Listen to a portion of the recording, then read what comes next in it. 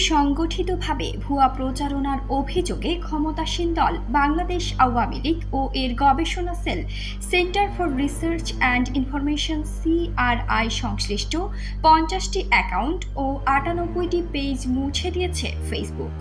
এসব অ্যাকাউন্ট ও পেজের সম্মিলিতভাবে প্রায় 34 লাখ ফলোয়ার ছিল। গত বুধবার প্রকাশিত মেটার 2024 সালের প্রথম ত্রৈমাসিক প্রতিবেদনে বিষয়টি জানানো হয়। বাজারের বেস্ট ইলেকট্রনিক্স, পারফেক্ট ইলেকট্রনিক্স। আমাদের রয়েছে LED television, ceiling fan, table fan, Blender, pressure cooker, electronics পণ্য। বিশ্বমানের কিচেন অ্যাপ্লায়েন্সেস এখন পারফেক্ট ইলেকট্রনিক্সের। প্রতিবেদনে বলা হয়, ওই পেজগুলোর মধ্যে কিছু নিজেদের সংবাদ মাধ্যম হিসেবে দাবি করে ও অন্যান্যগুলো বাংলাদেশের বিভিন্ন সংবাদ মাধ্যমের নাম ব্যবহার করেছে। আবার কয়েকটি পেজ বিএনপির নাম ব্যবহার করেও বিএনপি বিরোধী কন্টেন্ট পোস্ট করেছে।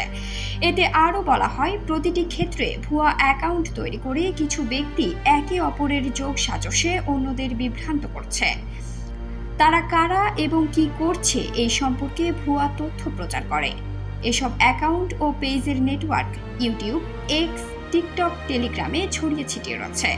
এছাড়াও নিজস্ব ওয়েবসাইটও রয়েছে। বাংলাদেশের এসব কার্যকলাপের বিষয়ে অভ্যন্তরীণ তদন্ত পরিচালনা করেছে মেটা।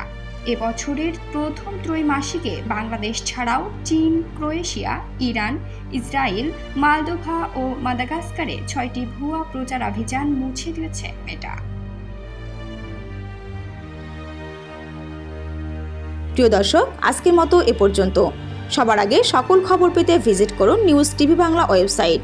সেই সাথে চোখ রাখুন নিউজ টিভি বাংলা ফেসবুক পেজে।